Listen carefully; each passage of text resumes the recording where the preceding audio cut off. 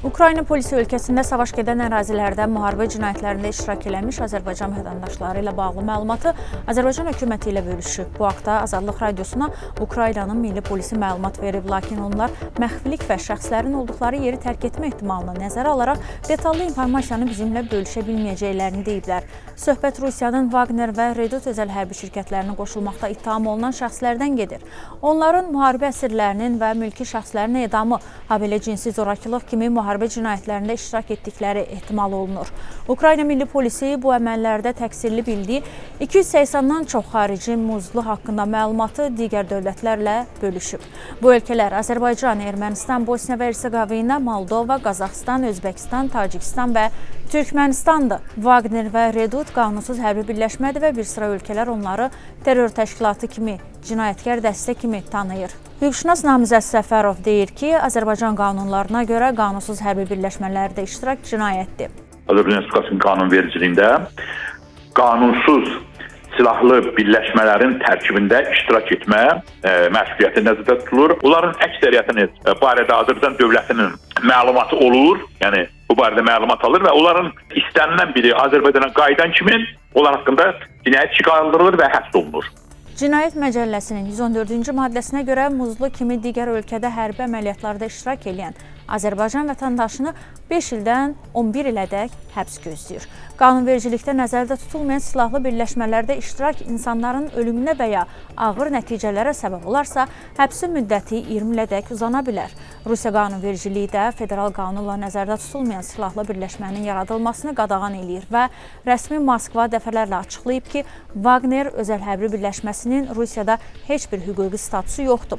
Azadlıq Radiosunun 2 il öncə apardığı araşdırma Wagnerin potensial əvəzedicisi kimi yaradıldığı bildirilən Redut Muzlular şəbəkəsinin Rusiyanın Hərbi Kəşfiyyat Agentliyini dəstəklədiyini üzə çıxarıb.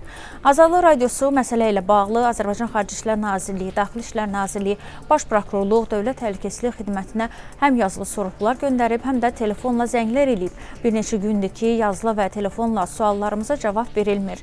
Şərq-Qərb Araşdırmaları Mərkəzinin rəhbəri təhlükəsizlik məsələləri üzrə ekspert Əraslı Noruçlu bildirir ki, Azərbaycan hökuməti belə halların qarşısını almaq üçün profilaktik tədbirlər görməlidir. Praktiki baxımdan hər kəsə nəzarət eləmək qeyri-mümkündür. Ona görə ki, Azərbaycan hakimiyyəti hətta özü bugün bilmir Rusiya ərazisində və ya Ukrayna ərazisində nə qədər Azərbaycan vətəndaşı yaşayır. Amma burada profilaktik tədbirlər çox mühüm rol oynaya bilər. Həmin hərbi əməliyyatlara qoşulan, hərbi birləşmələrə qoşulan şəxslərin bir, vətəndaşlıqdan xaric edilməsi, 2, əlbəttə ki, bax bu iştiraka görə cəzalandırma. Üçüncü, Azərbaycan hakimiyyəti bu istiqamətdə xalqı, vətəndaşları, o cümlədən də və ilk növbədə xarici ölkələrin ərazisində olan vətəndaşları xəbərdar etməlidir. Mütəmadi olaraq bu barədə maarifləndirmə işi aparılmalıdır, məlumat yayılmalıdır ki, onlar gedib o ölkələrin silahlı qüvvələrinə qoşularaq və yaxud qeyri-qanuni silahlı birləşmələrə qoşularaq müharibədə iştirak edirsə,